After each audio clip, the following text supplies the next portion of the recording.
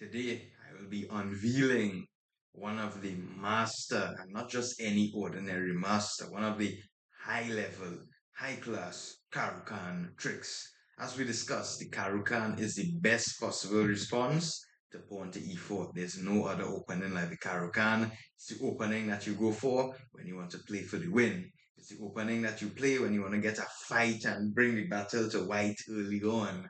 It's not for any cowards. It's a very diverse, a very large opening, and it's my personal choice. Now, I will show you today a secret line, a secret weapon in the main line of the Karukan. So, this is the traditional main line of the Karukan. Black always took on e4, white took, and the modern main line has been knight to f6. The whole idea behind this is that black accepts the doubling of his pawns. However, he opens his bishop, so therefore the bishop immediately will come out. Black will castle, and these pawns serve as some good control and protection against when the black king will be here. And also black will have has opened the e file, he has the open d file. So black is hoping that this imbalance will give him a good chance to win the game. With him, first of all, it imbalances the position, it changes its structure. So black is not playing on symmetrical grounds here. Black has every chance to win this game here. And historically, it has been known to be a bit worse for black. But I always knew that this was the line to be played with black. So the main line goes like pawn to c3. The idea is that white wants to develop with bishop d3 and knight e2 and defend the pawn on d4. Black plays bishop to d6 traditionally. However, the move that I'm going to recommend here is a very deep move.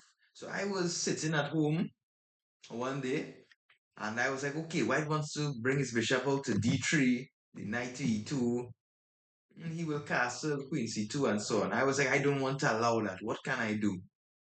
And I found the only move that perhaps stops bishop d3, which was a very deep move. Queen to d5. Should you not bring your queen out in the opening? Listen, I'm a veteran. I'm a master of the game. Do not question my move.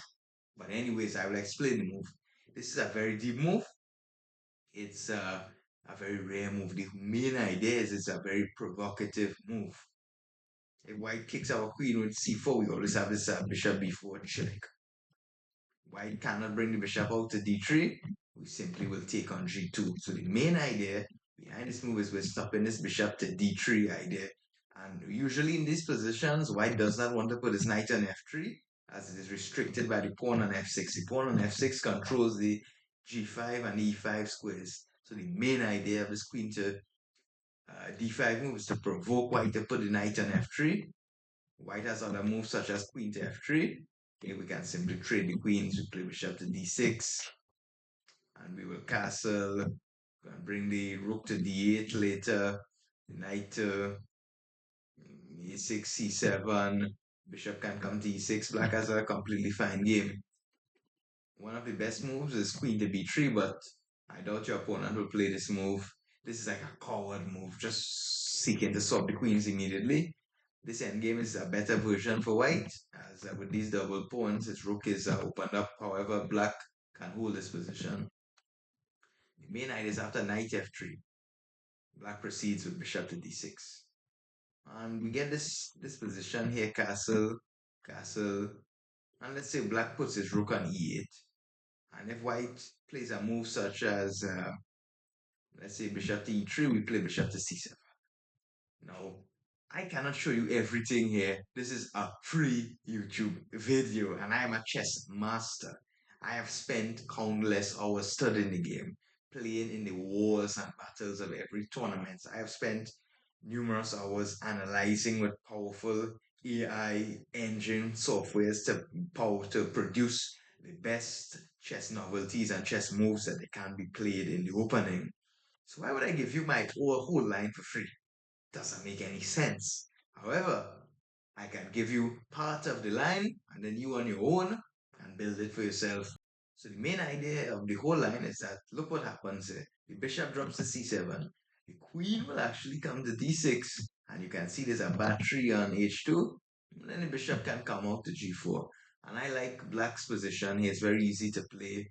Bishop g4, queen d6, knight d7, knight f8, knight g6. And the queen d5 move going back will definitely get your opponent by surprise. So I recommend you all analyze this move, look deeper into it, and try it out definitely in some blitz games and eventually in a tournament.